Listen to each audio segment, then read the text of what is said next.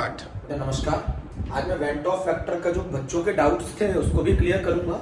ये lecture number 3 है went of factor का, और पूरे अच्छे तरीके से समझ लीजिए क्या डाउट रह गए हैं बच्चों की डिमांड पर। मैं ये 3rd वीडियो लेकर आया हूं, तो मैं एक चीज क्लियर करता हूं। जैसे समझिए, हम लोग इलेक्ट्रोलाइट के केसेस पढ़ रहे थे बेटा, ना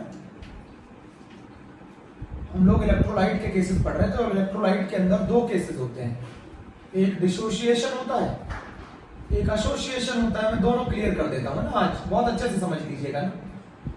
एक डिसोसिएशन, एक एसोसिएशन। ये वेंट ऑफ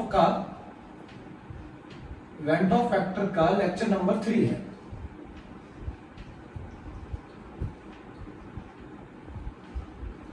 तो दो केसेस है, डिसोसिएशन या फिर एसोसिएशन। अब देखो इधर बेटा, डिसोसिएशन आप लोगों को मालूम था। डिसोसिएशन के अंदर मैं आपको बता दूं, ये आप लोगों को मालूम था कि डिसोसिएशन में नंबर ऑफ पार्टिकल बढ़ जाते हैं।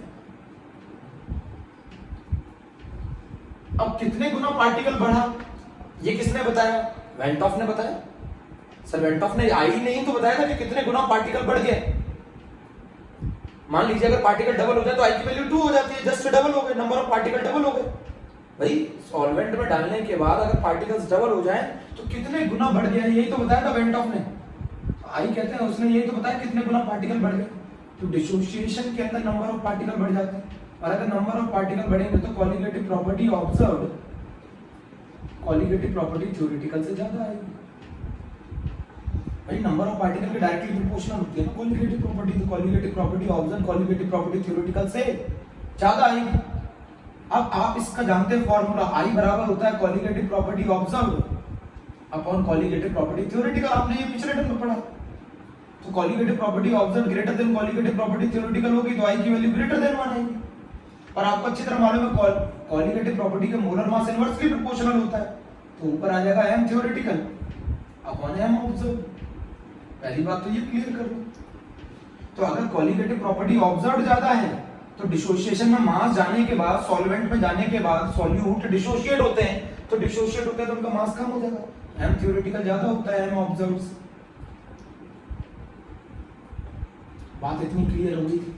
डिसोसिएशन के अंदर नंबर ऑफ पार्टिकल बढ़ते हैं, colligative property observe colligative property theoretical से ज्यादा होती है, आई बराबर कॉलिगेटिव प्रॉपर्टी। बट इसका एक और फार्मूला होता है, number of particles after dissociation और association, number of particle after dissociation divided by number of particle before dissociation. पहले इतना क्लियर कर लो, मैं बिल्कुल एक एक चीज क्लियर करके जाऊंगा तब जाऊंगा। तो डिसोसिएशन के अंदर नंबर ऑफ पार्टिकल लिख लिया आप लोगों ने, ठीक। अब चलो, कितने गुना बढ़ जाते हैं पार्टिकल या कितने गुना कम हो जाते हैं? एसोसिएशन के केस में नंबर ऑफ पार्टिकल कम होते हैं, डिसोसिएशन के केस में नंबर ऑफ पार्टिकल ज्यादा होते हैं।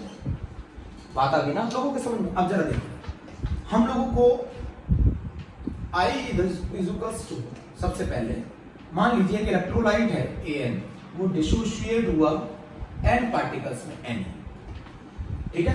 स्टिक्योमेट्री समझो आप, सबसे पहले स्टिक्योमेट्री समझो। ये आपने 11th में पढ़ा होता है। स्टिक्योमेट्री है बेटा 1 और n की। अगर ये एक लोगे तो ये n बनेंगे, ये स्टिक्योमेट्री है। मान लीजिए इसके शुरुआत में मोल 1 है, इसके 0।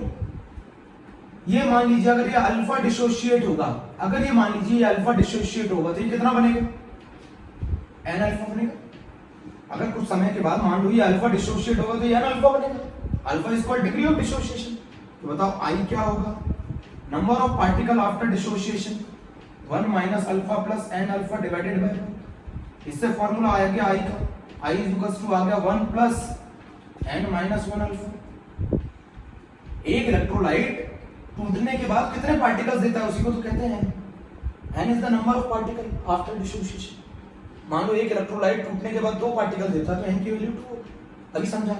i is equals to 1 plus n minus 1 alpha. अगर अल्फा निकालना हो i minus 1 upon n minus 1। Clear? n is the number of particle after dissociation. Clear है ये फॉर्मूला? अब जरा आप समझो, मेरी बात को बहुत ध्यान से समझना। ये मैंने अल्फा के टर्म्स में क्यों निकाला? हमें नहीं मालूम ना वो इलेक्ट्रोलाइट 100% डिसोशिएट हो रहा है कि 40% हो रहा है कि 50% हो रहा है। मुझे क्या मालूम? हम लोगों को क्या मालूम कि वो इलेक्ट्रोलाइट 100% डिसोशिएट हो रहा है? हो सकता है वो 40% हो, तो अगर हमारा इलेक्ट्रोलाइट 40% डिसोशिएट होगा तो अल्फा की वैल्यू कितनी हो गई? 0.4 हो गई ना। अब जरा मेरी बात समझो, एग्जांपल चलते हैं। NaCl एक स्ट्रॉन्ग इलेक्ट्रोलाइट है। अगर ये कंप्लीटली डिसोशिएट हो जाए तो मुझे मैक्सिमम कितने आयंस देगा? अगर ये कंप्लीटली डिसोशिएट हो जाए तो I max की वैल्यू n के बराबर होती है ना नंबर ऑफ आयंस की। बताओ अगर इसको मैं कंप्लीटली तोड़ दूं तो ये बताओ मुझे कितने आयंस देगा? तो I max की वैल्यू हो गई कितनी बेटा? I max की वैल्यू हो गई। चलिए एक और एग्जांपल समझते हैं। MgCl2 है, मान लीजिए MgCl2। I max कब निकाला जाता है आप समझ गए होंगे, जब अल्फा की वैल्यू कितनी हो 1, या फिर आप लिख सकते हैं अल्फा जब कितना हो 100। क्लियर? MgCl2 बेटा मैंने इसको तोड़ा Mg+2 तोड़ा। अच्छा ये मुझे बताइए, आप ये बताइए जब ये 100% डिसोशिएट होगा तो ये मुझे कितने पार्टिकल्स दे सकता है? 1 और 2 3। जब ये 100% डिसोशिएट होगा तो I max की वैल्यू कितनी आ गई? 3। अब मान लीजिए 100% डिसोशिएट नहीं हुआ तो बताइए कितना मुझे देगा वैल्यू I की? तो ये वैल्यू देगा I की 1 + 3 - 1 * अल्फा। I = 1 + 2। समझो, जब ये 100% डिसोशिएट होगा तो मुझे मैक्सिमम कितने पार्टिकल्स दे सकता है? 3। और अगर ये 100% डिसोशिएट नहीं होगा तो ये पार्टिकल्स जो मिलेंगे, जो I की वैल्यू मिलेगी वो 3 से कम ही होगी ना। तो कैसे निकालेंगे? 1 + 2 3 - 1 अल्फा 1 + 2 अल्फा। चेक करो, रिजल्ट क्लियर?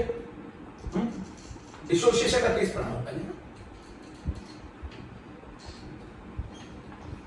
हमको नहीं मालूम है ना कि इलेक्ट्रोलाइट 100% डिसोशिएट हो रहा है कि नहीं हो रहा है। वो 40% भी हो सकता है, 50% भी हो सकता है। अब जैसे फॉर एग्जांपल K4 FeCN6 ले लिया बेटा, K4 FeCN6 इसको तोड़ो। मैंने आपको पहले सिखाया था, याद है? आप लोगों को ट्रिक बता रहा हूं, आप यहां पे लिख सकते हैं। जैसे ये AX है, ये BY है, तो A के कितने मोल्स है? X लिख लो ऐसे, A। B के कितने मोल्स है? Y भी। क्रॉस मल्टीप्लाई में चार्ज लगा दो। पहला वाला कैटायन होता है, दूसरा वाला एनायन होता है। क्रॉस मल्टीप्लाई में चार्ज लगा दो तो AY + BX-। अगर आपको ये क्रॉस चेक करना है तो आप देख लो, ये न्यूट्रल है, ये इलेक्ट्रोलाइट न्यूट्रल है, तो हमारा टोटल चार्ज भी 0 आना चाहिए। ये न्यूट्रल है, कैसे पता लगाएंगे? इस पर टोटल चार्ज कितना है? A पर प्लस का XY, B पे टोटल चार्ज कितना है? माइनस का XY, बराबर आ रहा है 0। क्रॉस चेक करके कर सकते हैं, क्रॉस चेक करके कर सकते हैं, क्रॉस चेक करके कर सकते हैं प्यारे बच्चों। अब जैसे ही मान लो K4 FeCN6 है, इसको तोड़े तो इसके डिनोमिनेटर में यहाँ 1 है, तो पहले K के आगे 4 लिख लिया, 4 लिख लिया, और K के ऊपर जो चार्ज आएगा वो आएगा +1 क्रॉस मल्टीप्लाई। K के ऊपर जो चार्ज आएगा वो +1 आएगा, प्लस ये लिख लिया आपने फेरोसाइनाइड आयन, उसके आगे 1 लगा दिया, और उस पे जो चार्ज आएगा वो -4 आएगा। तो बताओ टोटल पॉजिटिव चार्ज कितना हो गया? +4। टोटल नेगेटिव चार्ज कितना हो गया? -4। तो टोटल चार्ज 0 हो गया, ये भी न्यूट्रल है। बताओ इसमें टोटल आयंस कितने मिल रहे हैं बेटा? n की वैल्यू 5 है। अगर मैं इसके I max निकालूं, मैक्सिमम ये कितने आयंस दे सकता है मुझे? 5 के बराबर। और अगर मान लो मुझे I की वैल्यू निकालनी है मैक्सिमम, या 100% जब डिसोशिएट करेगा तब कितनी वैल्यू देगा ये? जब अल्फा की वैल्यू 1 होगी। अब I की वैल्यू निकालो, तो I की वैल्यू आ गई 1 + 4 alpha in the terms of alpha. बोलो क्लियर?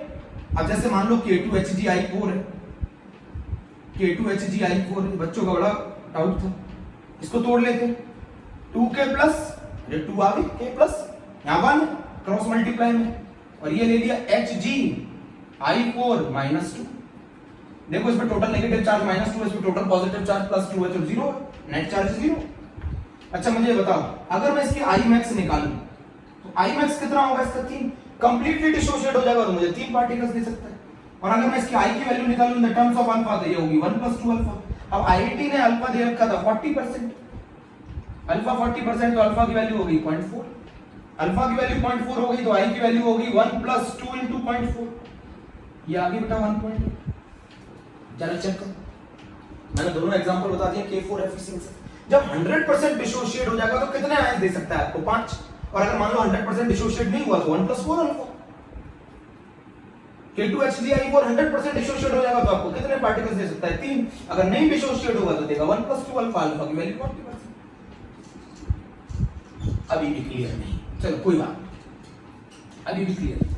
बहुत आसान है ये, क्रॉस मल्टीप्लाई करके आप इस तरीके से इस ट्रिक को लिख लीजिएगा कैसे इसको तोड़ दें।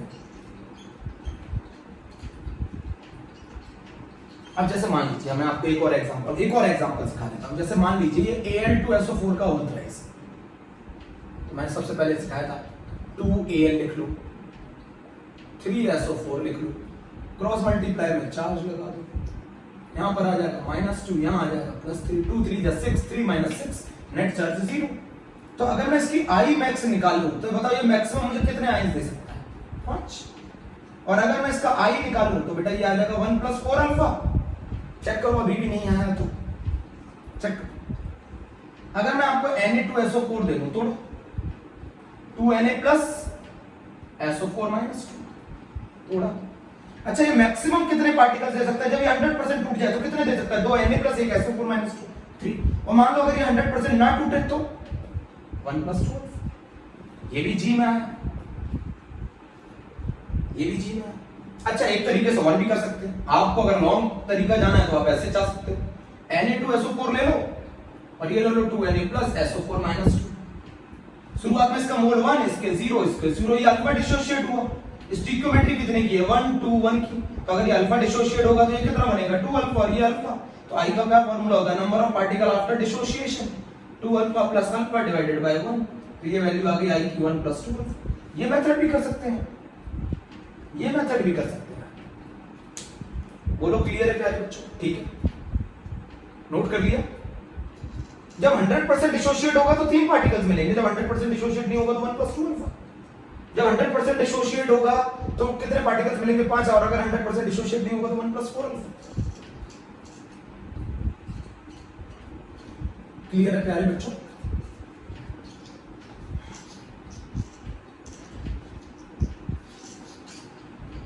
चलो एक गलती ज्यादातर बच्चों की बताता हूं, ठीक है? जैसे ये Na2SO4.10H2O लिख दिया बेटा, ये ग्लोबुलर सॉल्ट है, GLAUBLER, ग्लोबुलर सॉल्ट है ना बेटा। ये वाटर मॉलिक्यूल ऑफ क्रिस्टलाइजेशन होते हैं। किसी भी क्रिस्टल के अंदर जो वाटर मॉलिक्यूल प्रेजेंट होते हैं, वाटर मॉलिक्यूल ऑफ क्रिस्टलाइजेशन। किसी भी सॉल्ट के क्रिस्टल के अंदर जो वाटर मॉलिक्यूल प्रेजेंट होते हैं उनको वाटर मॉलिक्यूल ऑफ क्रिस्टलाइजेशन कहा जाता है। सुना आप लोगों ने बहुत ध्यान से, वाटर मॉलिक्यूल ऑफ क्रिस्टलाइजेशन कहते हैं। तो बताओ इसके अंदर आई की वैल्यू कितनी होगी? अगर मैं 100% डिसोसिएशन मान रहा हूं तो आई की वैल्यू 3 होगी ना। अरे ये तो वाटर मॉलिक्यूल ऑफ क्रिस्टलाइजेशन है, ये कितना देगा मैक्सिमम? तोड़ने में अभी तो सिखाया था 3 देगा। 2Na + 1 SO4 - 2 आई मैक्स की वैल्यू 3 होगी। समझ गए ना मेरी बात? चलिए, अगर मान लीजिए मैं K2SO4 दे दूं, ये भी सेम केस है। तो अगर इसको 100% डिसोसिएशन होगा, 100% डिसोसिएशन, तो अल्फा की वैल्यू 1 होगी। तो ये बताओ कितने आयंस देगा आई मैक्स? और अगर 100% डिसोसिएट नहीं होगा तो कितना होगा? 1 + 2 अल्फा। अभी भी क्लियर नहीं?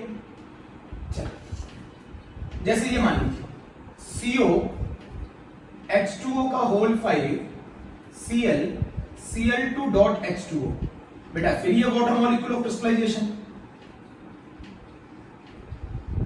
इसका कोई लेना देना ही नहीं, वाटर मॉलिक्यूल ऑफ क्रिस्टलाइजेशन। अच्छा, इसको मैं तोड़ूं तो आपको अच्छी तरह मालूम है कॉम्प्लेक्स के अंदर जो प्रेजेंट होता है वो तो टूटते नहीं। तो COH2O का होल 5 Cl लिख लिया आपने। Cl2 को कैसे लिखोगे? 2Cl। मैंने क्या बोला था? क्रॉस में चार्ज लगाओगे, इसके ऊपर चार्ज कितना आएगा? +2 पहला वाला, इसके ऊपर आएगा -1। तो बताओ टोटल आयंस की वैल्यू कितनी हो गई? टोटल आयंस की वैल्यू n की वैल्यू कितनी हो गई बेटा? बोलो 3। अगर ये 100% डिसोसिएट करे तो ये आपको आई मैक्स कितना दे सकता है? 3 दे सकता है। अगर ये 100% डिसोसिएट करे तो ये आई मैक्स की वैल्यू कितनी दे सकता है? 3 दे सकता है। वाटर मॉलिक्यूल ऑफ क्रिस्टलाइजेशन का इससे लेना देना नहीं है ना डिसोसिएशन से। बोलो लिख लिया, नोट कर लिया? ये बच्चों का डाउट था बेटा, बहुत सारे बच्चों का ये डाउट था, इसमें कंफ्यूज हो रहे थे वो।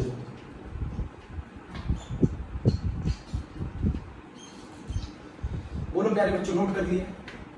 अगर मान लो मैं ऐसे दे दूं CO H2O का होल 6 Cl3, समझ गए? अच्छा, इसमें बताओ आई मैक्स की वैल्यू कितनी होगी? आई मैक्स की वैल्यू बताओ 4 होगी। अब जब मैं बताऊं तोड़ के, COH2O का होल 6, इस पे +3 चार्ज, और ये 3 क्लोराइड, 3 क्लोराइड, तो टोटल आयंस कितने हो गए बेटा? 4। और अगर ये 100% टूट जाएगा तो ये हमें कितना वैल्यू दे सकता है आई की?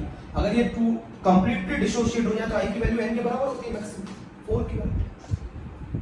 नोट कर लिया। अच्छा इस केस में COH2O का होल थ्राइस Cl3.3H2, बेटा इस केस में ये डिसोशिएट ही नहीं होगा, ये डिसोशिएट ही नहीं होगा। जब डिसोशिएट नहीं होगा तो नॉन इलेक्ट्रोलाइट है, नॉन इलेक्ट्रोलाइट के लिए आई की वैल्यू 1 होगी, नॉन इलेक्ट्रोलाइट के लिए आई की वैल्यू 1 होगी, नॉन इलेक्ट्रोलाइट के लिए आई की वैल्यू 1 होगी। क्लियर कर दूं, आगे चलूं।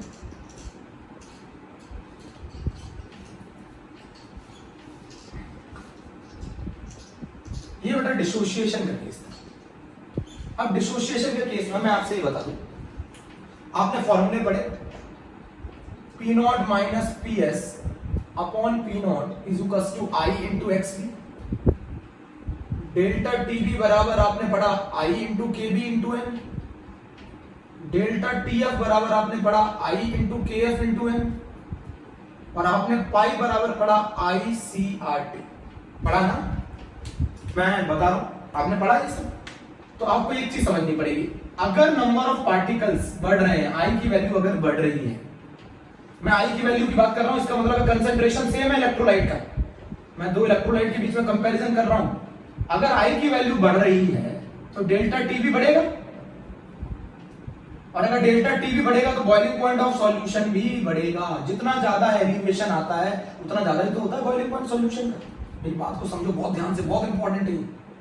अगर कंसंट्रेशन सेम है इलेक्ट्रोलाइट का, अगर इलेक्ट्रोलाइट डिफरेंट इलेक्ट्रोलाइट का कंसंट्रेशन सेम है तो आई की वैल्यू जितनी ज्यादा बढ़ेगी डिप्रेशन उतना ज्यादा आएगा फ्रीजिंग पॉइंट में, और अगर डिप्रेशन जितना ज्यादा आएगा फ्रीजिंग पॉइंट में, फ्रीजिंग पॉइंट सॉल्यूशन का उतना कम हो जाएगा ना। जैविक बेटा मैं सिर्फ अकेले आई को देख रहा हूं, इसका मतलब कंसंट्रेशन सेम।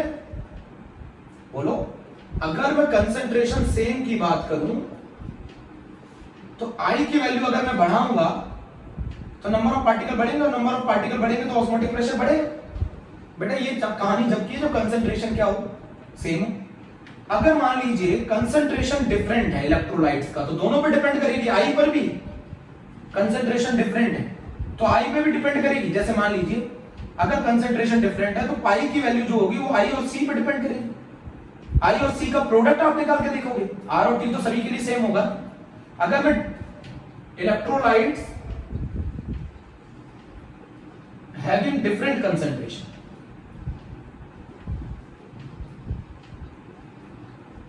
बात समझिए बेटा, ये क्वेश्चन आया था 2015 में जी में। बेटा सभी इलेक्ट्रोलाइट का कंसंट्रेशन अलग अलग दे रखा था, सभी का आई अलग अलग था, तो पाई किसका ज्यादा हुआ? जिसका आई इंटू सी। अगर कंसंट्रेशन सेम हो जाए ना, कंसंट्रेशन सेम, अगर कंसंट्रेशन सेम हो जाए तो सिर्फ आई पे डिपेंड करेगा। अब जरा समझिए मेरी बात, अगर कंसंट्रेशन अलग है तो हमारा जो डेल्टा टीबी है वो किस पे डिपेंड करेगा? डेल्टा टीबी हमारा जो डिपेंड करेगा वो डिपेंड करेगा आई इंटू एम पर। बेटा केबी की वैल्यू तो सभी इलेक्ट्रोलाइट के लिए सेम होगी ना, क्योंकि सॉल्वेंट तो सभी में सेम होगा, तो डेल्टा टीबी की वैल्यू किस पे डिपेंड करेगी? आई इंटू एम पर। तो वो पूछे ये बताओ बॉइलिंग पॉइंट सॉल्यूशन का किस केस में ज्यादा होगा? तो जिस केस में डेल्टा टीबी की वैल्यू ज्यादा होगी उस केस में बॉइलिंग पॉइंट ऑफ सॉल्यूशन ज्यादा होगा। तो ये तब है जब हमारा कंसंट्रेशन डिफरेंट होता है। जब कंसंट्रेशन डिफरेंट होता है तो दोनों पे डिपेंड करता है, आई पर भी और कंसंट्रेशन पे भी। और अगर कंसंट्रेशन सेम है तो सिर्फ आई पे डिपेंड करेगा। नोट कर लीजिए, नोट कर लीजिए, जब कंसंट्रेशन इलेक्ट्रोलाइट्स का डिफरेंट होता भी ये कंडीशन लगती है। आप इसको ध्यान से लिख लीजिए प्योर अच्छे तरीके से। रफ कर दो।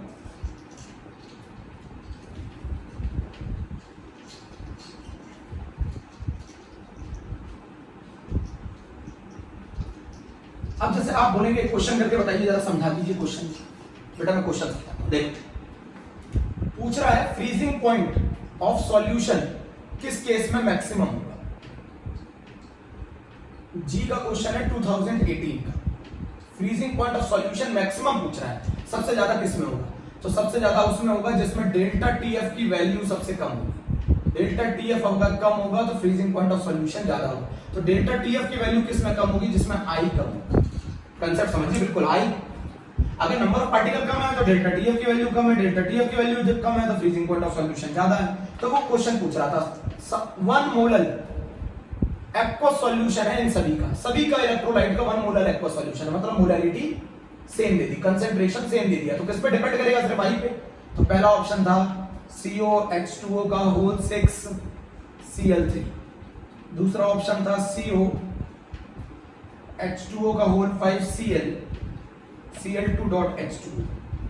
तीसरा ऑप्शन था COH2O का होल 4 Cl2Cl.2H2।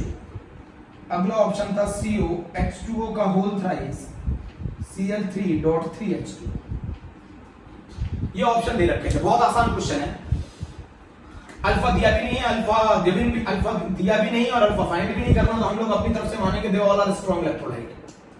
स्ट्रॉन्ग इलेक्ट्रोलाइट मतलब अल्फा की वैल्यू 100%।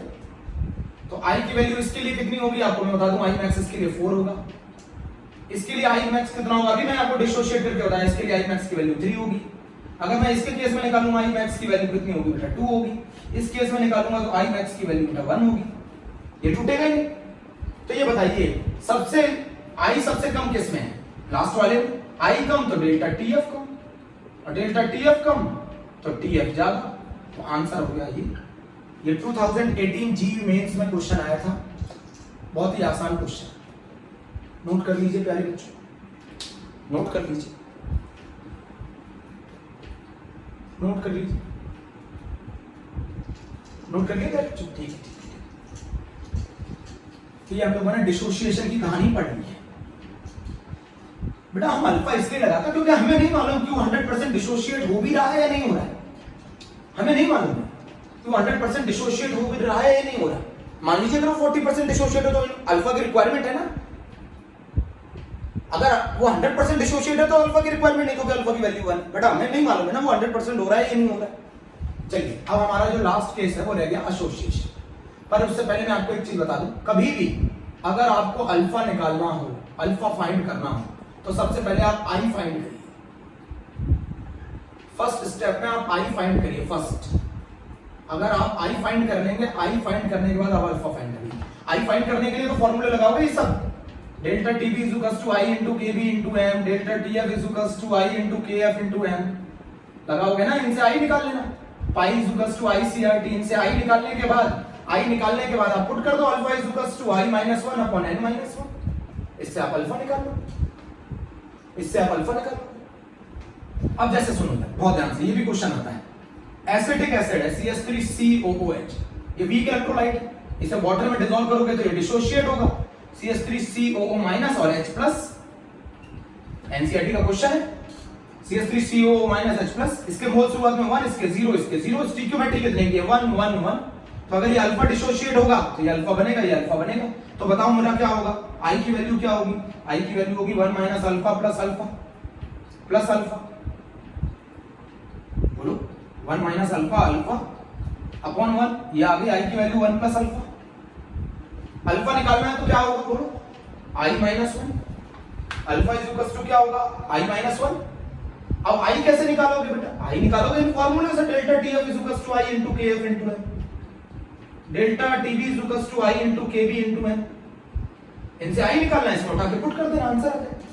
एक और पूछ सकता है, इस एसिड का डिसोसिएशन कांस्टेंट पूछ सकता है, जो कि बराबर होता है आपको अच्छी तरह मालूम, सी अल्फा स्क्वायर। तो सी क्या होता है बेटा, कॉन्सेंट्रेशन।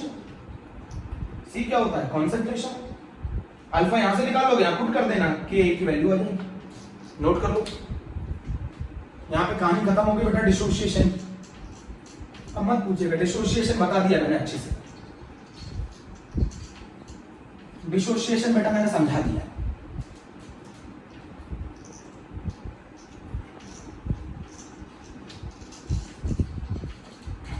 अब बेटा कहानी आ रही है एसोसिएशन। इसमें भी बहुत सारे बच्चों को दिक्कत है। एसोसिएशन में आपको अच्छी तरह मालूम है नंबर ऑफ पार्टिकल कम हो जाते हैं। आपको अच्छी तरह मालूम है ना। आपने ये बताओ 100 पार्टिकल डाले, 100 पार्टिकल जुड़ने के बाद 50 रह गए तो नंबर ऑफ पार्टिकल कम हो जाएंगे। और अगर नंबर ऑफ पार्टिकल कम हो जाएंगे तो क्वालिटेटिव प्रॉपर्टी ऑब्जर्व्ड कम आएगी ना, क्वालिटेटिव प्रॉपर्टी थ्योरेटिकल। और अगर वो जुड़ गए अंदर तो जुड़ गए, अगर वो जुड़ गए अंदर तो मास क्या हो जाएगा, बढ़ जाएगा ना। मास जो ऑब्जर्व्ड है वो मास थ्योरेटिकल से ज्यादा होगा। आई की वैल्यू लेस देन 1 होगी, नंबर ऑफ पार्टिकल कम हो गए, आई की वैल्यू लेस देन 1 होगी। एसोसिएशन के केस मैंने आपको पहले ही बताया था। एसोसिएशन के केस क्या होते हैं, अगर आपने एसिटिक एसिड को किस में डाल दिया, बेंजीन में डाल दिया, तो ये एसोसिएट कर जाते हैं, डाइमर बना लेते हैं CH3COOH का होल ट्वाइस। तो पहले इसका मास मानिए, पहले मास I कैसे निकालते हैं, थ्योरेटिकल अपॉन m ऑब्जर्व्ड। बताइए पहले इसका मास कितना था 60, बट जब ये पानी में इसमें बेंजीन में गया तो डाइमर बना लिया, मास कितना हो गया 120, I की वैल्यू कितनी आ गई 1/2। 1/2 समझने की कोशिश करिए बेटा, बहुत आसान है। एसिटिक एसिड को बेंजीन में डाला, नॉन पोलर सॉल्वेंट है, डाइमर बना लिया इसने, डाइमर बना लिया मतलब दो यूनिट आपस में जुड़ गई, तो मास जस्ट डबल हो जाएगा ना। तो पहले 60 सोच के किया था 120। अगर मैं बेंजोइक एसिड ले लूं C6H5COOH 2 मोल्स, मैंने इसका मास है 122 ग्राम पर मोल, इसको मैंने डिसॉल्व किया बेंजीन में, इसने भी डाइमर बना लिया। आपको मैंने बताया था डाइमर बनाने के पीछे रीजन है इंटरमॉलिक्यूलर हाइड्रोजन बॉन्डिंग। बताओ क्या बना लेगा C6H5COOH का होल ट्वाइस, डाइमर बना लिया। तो ये बताओ इसका I कितना होगा, तो पहले इसका मास था 122, अब इसने डाइमर बना लिया तो मास जस्ट डबल हो जाएगा, तो I की वैल्यू आ गई 1/2.5। जब सभी मॉलिक्यूल्स ने डाइमर बना लिया। चलिए यहां तक की कहानी हो गई। नंबर ऑफ पार्टिकल घटेंगे, colligative property observe, colligative property theoretical से कम आएगी, m ऑब्जर्व एंड थ्योरेटिकल से ज्यादा होगा, I की वैल्यू लेस देन 1 होगी। अब मुझे नहीं मालूम है कि पार्टिकल 100% एसोसिएशन कर रहे हैं, मुझे नहीं मालूम है कि पार्टिकल्स 100% एसोसिएशन कर रहे हैं या नहीं कर रहे हैं। 100% एसोसिएशन भी कर सकते हो, नहीं भी कर सकते, तो कैसे निकालेंगे आप वो रिजल्ट, अब समझने की कोशिश करिएगा बहुत अच्छे से। अब बहुत अच्छे से समझिएगा क्या बताना चाहता हूं। जैसे ये मान लीजिए ये n पार्टिकल्स कंबाइन होकर an बना रहे हैं, ये n पार्टिकल आपस में एसोसिएट होकर an बना रहे, तो मुझे एक चीज बताओ स्टिकियोमेट्री कितने की है, n और 1 की है ना, तो n पार्टिकल मिलकर 1 दे रहे हैं, तो एक पार्टिकल मिलकर कितना देगा 1/n। भाई n पार्टिकल आपस में जुड़कर 1 दे रहे हैं, तो अगर एक पार्टिकल जुड़ेगा तो कितना देगा 1/n। समझ गए ना मेरी बात, नहीं समझे, n पार्टिकल मिलकर 1 दे रहा है तो 1 कितना देगा 1/n। शुरुआत में इसका मोल कितना है 1, इसका 0। मान लीजिए ये बीटा एसोसिएट हुआ तो ये बचेगा 1 माइनस बीटा, और अगर ये बीटा एसोसिएट हुआ, अगर ये बीटा एसोसिएट हुआ तो ये कितना बनेगा β/n। तो मुझे ये बताइए I का क्या फॉर्मूला होता है, number of particle after dissociation और association, number of particle after dissociation और association divided by the number of particle before dissociation और एसोसिएशन। बोलो प्यारे बच्चों, 1 minus beta plus beta by n is equal to 1। बोलो 1 minus beta plus beta by n is equal to 1, तो I कितना आ गया 1 plus 1/n minus 1 beta. अब आप समझना क्या है, डाइमर का क्या मतलब है, डाइमर का मतलब है 2a मिलकर a2 बना लेते हैं, दो पार्टिकल मिलकर a बनाते हैं, तो एक मिलकर कितना बनाएगा 1/2, तो इसके लिए 1/n की वैल्यू होगी 1/2। डाइमर के लिए, डाइमर के लिए 1/n की वैल्यू 1/2। समझ रहे हो ना कैसे निकाल रहा हूं, 3a कंबाइन होकर a3 बनाता है, तो एक कितना कंबाइन होकर बनाएगा 1/3, तो इसके लिए 1/n की वैल्यू होगी 1/3, डाइमर के लिए 1/3 होगी। एक और तरीका कर सकते हैं, एक और तरीका कर सकते हैं, डाइमर के लिए n की वैल्यू 2 होगी, ये भी लिख सकते हो, ट्राइमर के लिए n की वैल्यू 3 होगी, ये भी लिख सकते हो। बोलो ये फॉर्मूला हो गया, जल्दी कर दो। अगर n पार्टिकल्स कंबाइन होकर एक दे रहे हैं तो ये कितना होगा कंबाइन होकर देगा 1/n। तो अगर ये मान लो बीटा एसोसिएट हुए तो ये कितना बनेगा β/n। तो total number of particle after association divided by total number of particle before association, ये रिजल्ट आ गया। डाइमर के लिए दो कंबाइन होकर एक बनाते हैं, तो एक कंबाइन होकर 1/2 बनाएगा, तो 1/n की वैल्यू 1/2 है, ऐसे भी कर सकते हो, या फिर डाइमर में n बराबर 2 लिख सकते हो। कितनी यूनिट जुड़ी है आपस में 2, 3a कंबाइन होकर a3 बना रहा है, तो एक कंबाइन होकर 1/3 बनाएगा, तो 1/n की वैल्यू 1/3, या फिर 3 कंबाइन होकर एक बना रहे तो n की वैल्यू 3 होगी, कैसे भी कर लीजिए आपकी मर्जी। लिख लिया ना बेटा,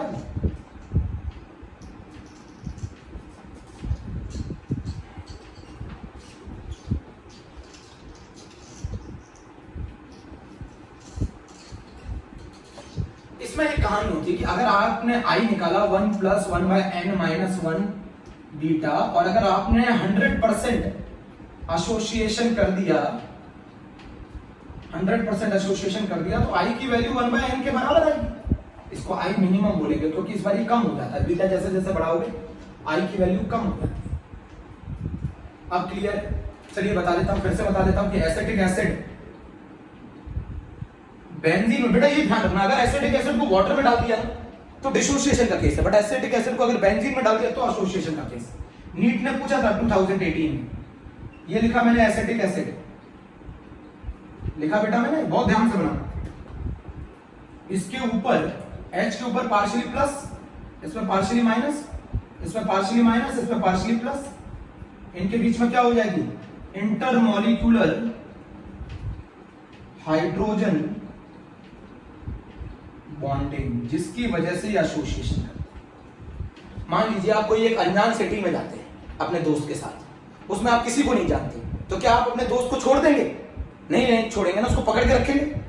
भाई आप उस सिटी में किसी को जानते ही नहीं। सिमिलरली ये पोलर सॉल्वेंट है, पोलर एसिटिक एसिड पोलर है, और अगर आप इसे बेंजीन में डाल देंगे जिसे वो जानता नहीं, नॉन पोलर है, तो क्या ये क्या करेंगे? क्या ये अपने साथी को छोड़ देंगे? नहीं छोड़ेंगे, ये एसोसिएट हो जाएंगे। प्लीज, ये एसोसिएट हो जाएंगे।